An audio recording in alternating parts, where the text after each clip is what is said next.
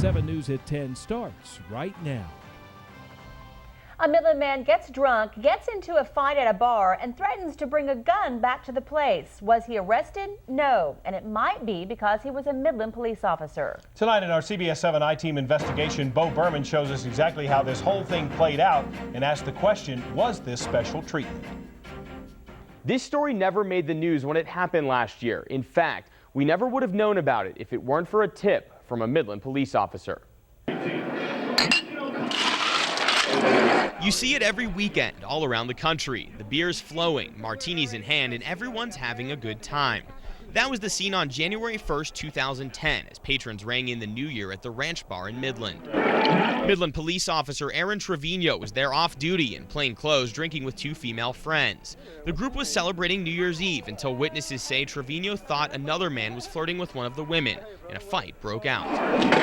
Oh my God. According to this internal police memo written by a police investigator, including interviews with officers that was eventually submitted to Chief Price Robinson, witnesses say Officer Aaron Trevino started a fight with another man at the bar, and after the two traded punches, Trevino and the other man were pulled away by off-duty officers working security. Trevino struggled with police, according to officer statements in the official report, and when the female manager asked him to leave, Trevino threatened her, saying, quote, "You know what I can do."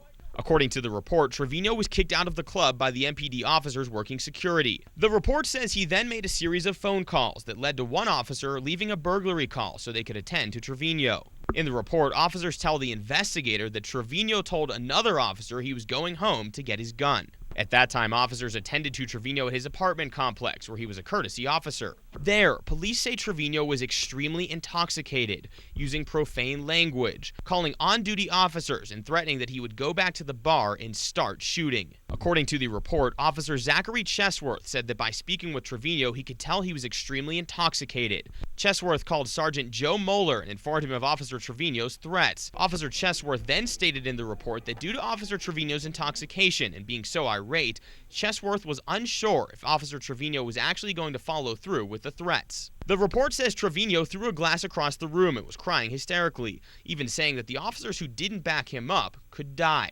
Trevino's gun and car were confiscated, and a complaint investigation began later that month. According to the report, Lieutenant B.J. Land told Trevino to go to bed because they were too busy on the street to babysit him. But this never would have come to light were it not for this email CBS 7 received in October from an MPD officer, months after the incident had occurred. "I see that you have been doing stories on police. I work for the Midland Police Department, and I'm tired of these guys giving us a bad name," the officer said. The officer went on to describe an incident of misconduct and provided the necessary information to request public files that detailed the complaint investigation. CBS 7 contacted the City of Midland Personnel Office and learned that Officer Trevino is still with the Midland Police Department. However, City Manager Courtney Sharp and Police Chief Price Robinson denied our requests for interviews. Instead, they released a joint statement saying, quote, "This is a personnel issue that occurred over a year ago. It was addressed at that time. He served a suspension for his actions. He realizes that his conduct was not appropriate and willingly served the suspension. His conduct has been satisfactory since that time." So, according to the city, according to the chief, this is a done deal. But did Officer Trevino receive the same sort of treatment that an ordinary citizen would receive had they done the exact same thing? And did Trevino receive adequate punishment? With the city and the chief refusing to do an interview, we took those questions to law enforcement experts to get their take. If I had a client that participated in this type of conduct, let's call him John Q. Public, I would expect that client to be charged with assault, a Class A misdemeanor. I would expect him to be charged with terroristic threat, not only to the bar manager, but to perhaps even in general when he makes a claim that he's going to go back and shoot people. David Zavoda is a former DA who is now a criminal defense attorney with more than 30 years of experience. If I did those things, I would expect to be arrested, handcuffed, and taken to the police department or sheriff's office for booking. The complaint investigation done by police claims that Trevino said he, quote, would have killed someone if another officer were assaulted, and said the officers who didn't back him up could die. That certainly is one reason I would expect John Q. Public to be charged with a terroristic threat, because he is a gun owner, has the ability to carry out that threat, and to put those in fear that he is threatening. That's the definition of a terroristic threat. The decision of whether to arrest Trevino initially fell on the officers that were around him on January 1st. But according to Midland Constable Charles Hall, the ultimate decision regarding punishment falls on the chief of police. I would think it'd be a termination. And why is that? Well, that's just out of hand for anyone. At the end of the 22-page report, the internal police investigator concluded that Officer Trevino was engaged in unprofessional conduct, and Trevino was ordered to serve a 3-day suspension. Constable Hall, who is the presiding officer for TCLOS, the Texas Commission on Law Enforcement Officer Standards and Education, believes that conduct like this warrants more than a suspension. If that officer had gone in the bar and someone else had been doing that, the officer would have arrested him. CBS 7 called TCLOS and informed them of this incident, but according to the commission, they cannot act on misconduct unless the officer in question has been charged and convicted. We brought the report to Midland District Attorney Teresa Klingman for her legal opinion on the matter. She says the decision to arrest someone is one that always comes down to the discretion of the police officers on the scene.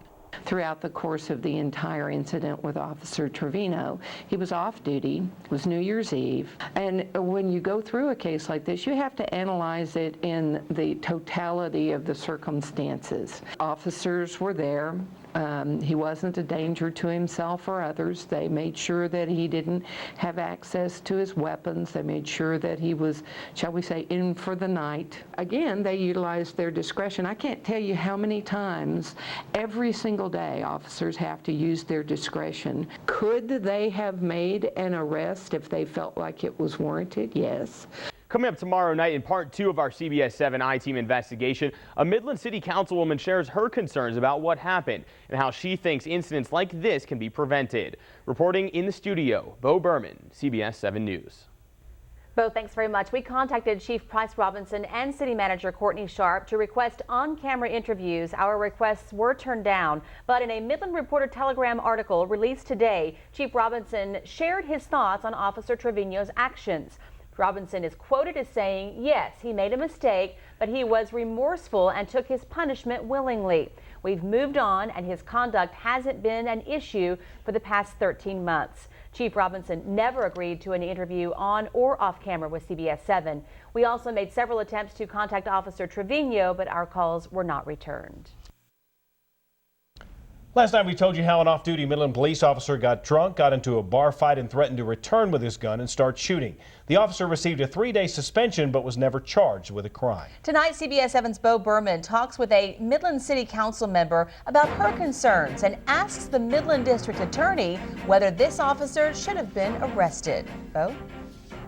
Police officers have to use their discretion whether they're deciding if they should issue a speeding ticket to a motorist or when they're deciding if they should arrest one of their fellow officers, as they had to decide in this case. The officer in question was not arrested for his misconduct on New Year's Eve of last year.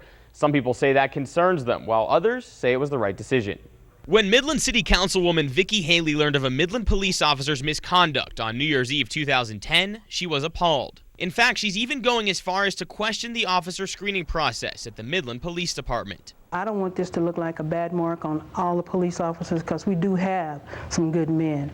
But it's the select few that's spoiling the whole bunch that I'm mostly concerned about. I'm just really concerned about the mental capacity of some of the officers that we're now hiring.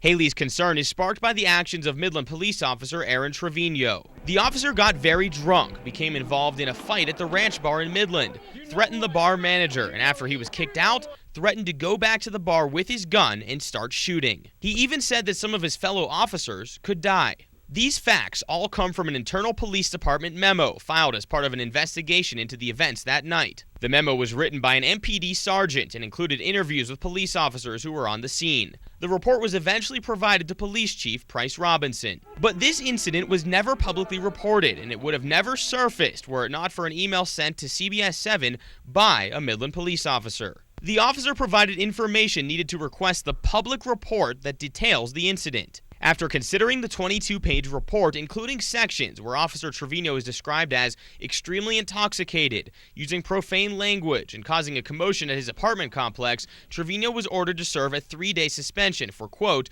unprofessional conduct. Chief Price Robinson and City Manager Courtney Sharp declined multiple requests from CBS 7 for an interview to discuss the incident. Instead, they issued a statement essentially saying the matter was dealt with and complete. But law enforcement experts we spoke with say the conduct of Officer Trevino warranted more than just a suspension. I would think it'd be a termination. And why is that? Well, that's just out of hand for anyone.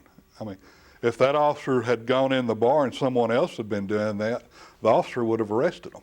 Former District Attorney David Zavoda agrees with the statements of Midland Constable Charles Hall. If I did those things, I would expect to be arrested, handcuffed, and taken to the police department or sheriff's office for booking. However, Midland District Attorney Teresa Klingman disagrees. She says every incident is up to the discretion of officers who are on the scene. And they utilized their discretion to decide whether they should take this individual to jail or whether they would not. And when you go through a case like this, you have to analyze it in the totality of the circumstances. Klingman believes that because Officer Trevino was off duty, because it was New Year's Eve, and because he had a designated driver take him home, the officers may have felt the situation was safely diffused without an arrest. I don't see that Officer Trevino was given any preferential treatment because he was an officer. He was disciplined within the police department. From my understanding, he was very remorseful based on these documents. But Ms. Haley has a different opinion. In other cases where this may have happened, the individual probably would have been handcuffed and taken to jail. So, if we have an officer that is on a rampage like that, I don't know why he should be treating it indifferent.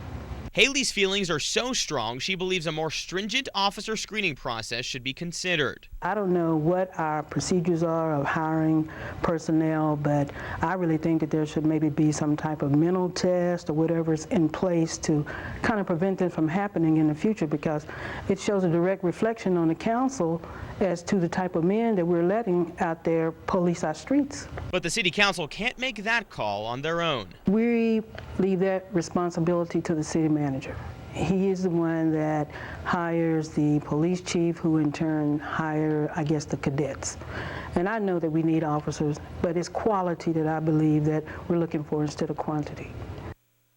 Police Chief Price Robinson and the city spokesperson refused to comment about this incident on or off camera, despite multiple requests from CBS 7. A call-in message left for Officer Trevino has not been returned. Now reporting in the studio, Bo Berman, CBS 7 News.